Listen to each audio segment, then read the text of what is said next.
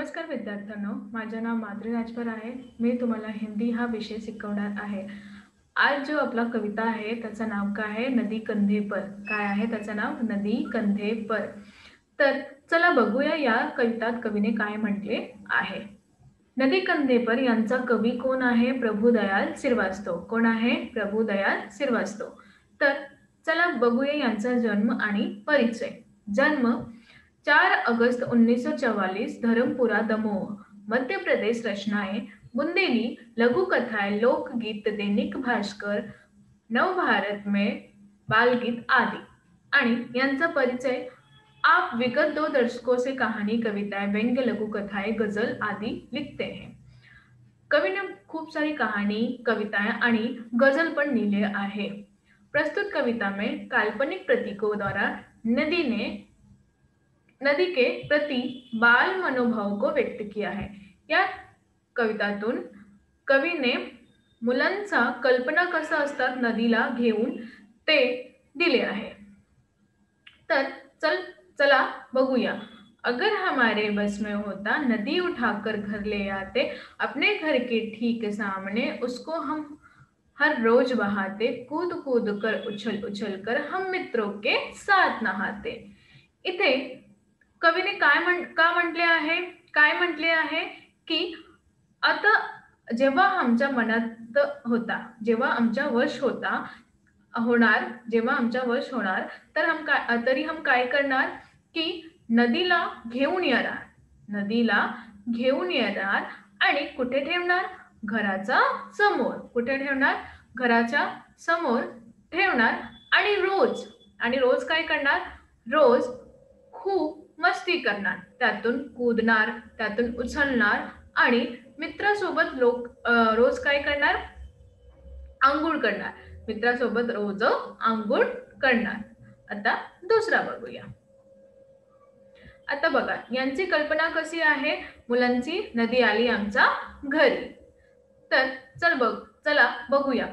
कभी तैरते कभी डूबते, इतराते गाते मस्ताते, नदी आ गई चलो नहाने, आमंत्रित सबको करवाते, सभी उपस्थित भद्रजनों का नदियों से परिचय करवाते, अगर हमारे मन में आता, झटपट नदी पार कर जाते। आता नदी तो आपण घेऊन येणार, नदीला घेऊन आले आम्ही। आता आम्ही काय करणार? त्या नदीवर पोहणार। काय करणार? पोहणार आणि खूप मस्ती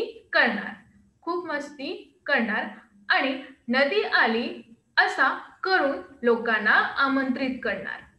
नदी आमच्या घरी आली असा लोकांना आमंत्रित करणार। जेव्हा लोक येणार आणि तिथे उपस्थित होणार, जे कोणी आले आहे, सज्जन लोक आले आहे, त्यांना नदीचा परिचय करणार, म्हणजे नदी आणि त्यांचा ओळख करणार मी, असा कवी म्हटला आहे। आणि झटपट काय करणार? नदी पार करणार। अजून आमचा बस अजून चालणार तर आम्ही काय करणार? नदी पार करणार, असा या ओळीमध्ये लेखकने म्हटले आहे किंवा कवीने सांगितले आहे। तर चला बघूया दुसरा। खड़े खड़े उस पार नदी के, मम्मी मम्मी हम चिल्लाते, शाम ढले फिर नदी उठाकर अपने कंधे पर रखवाते, लाए जहां से थे हम उसको, जाकर उसे वहीं रखाते। आता कवी काय म्हटले आहे की नदी आली, यांची कल्पना कशी मुलांची? नदी आली, आम्ही लोकांनी ओळख पण करून दिले। आता आम्ही काय करणार? नदीच्या तीरावरती, कुठे?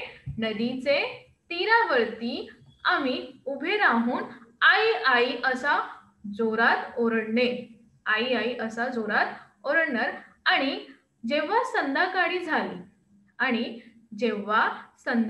झाली तेव्हा आम्ही काय करणार?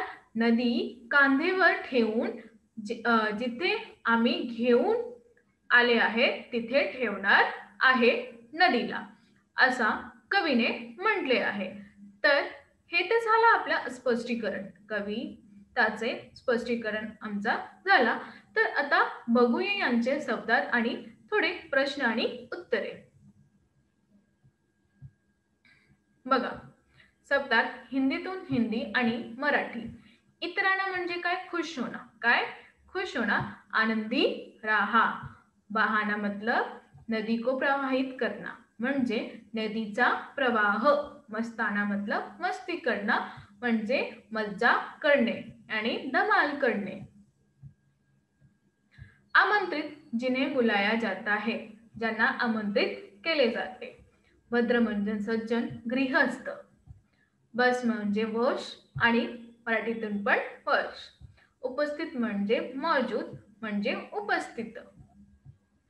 आता आम्ही समानार्थी शब्द घेते.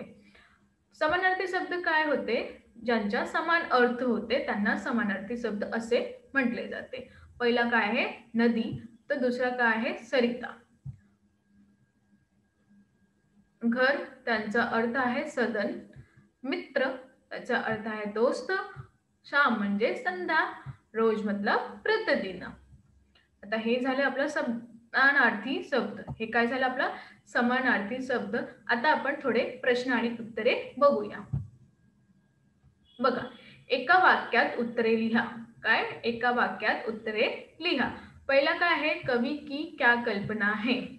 कवीची कोणती कल्पना आहे? कवि की कल्पना है, अगर हमारे बस में होता तो हम नदी को अपने घर ले जाते.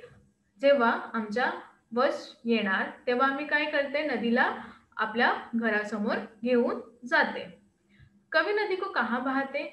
कवी नदीला कुठे प्रवाह करत होते. कवी नदीला आपल्या घराच्या समोर प्रवाह करत होते. नदी के पार खडे होकर कवी क्या करते. नदीचा तीरावरती उभे राहून कवी काय करते या काय करत आहेत. नदीच्या तीरावरती उभे राहून कवी मम्मी मम्मी असा किंवा आई आई असा ओरडते. शाम ढलने पर कवी क्या करते. शाम झाल्यावर कवी काय करते. शाम ढलने पर कवी नदी के को अपने कंधे पर रखवाते और वहीं से ले जाकर उसे रख आते जहां से लाए थे. संध्याकाळी झाल्यावर कवी काय करते. नदी कांद्यावर घेऊन जिथे घेऊन आले आहेत तिथे ठेवतात. असा कवी म्हणते. असा कवी करते. तर हे झालं आपला कविताचं स्पष्टीकरण, शब्दार्थ आणि समानार्थी अर्थ. आता प्रश्न आणि उत्तर पण झाला. तर आपण बघूया की आज आपण काय शिकलो. तर आज आपण काय शिकलो. आज आपण हे शिकलो की जेव्हा तुमच्या मनात येतात की आम्ही हे करू, कल्पना असतात की हे करू, कल्पना करा. पण हे कल्पना तुम्हाला बरे वाटेल. पण जे लोक आहेत त्यांना बरे वाटेल का? कधीही कोणाची वस्तू या कोणाची चीज तुम्ही करता या काय पण करता. तुम्ही काय पण करता, तुम्ही करा. पण जे तुम्ही करत आहे त्यांचा लोकांना त्रास होऊ नको द्या. असा आज आम्ही शिकलो. धन्यवाद.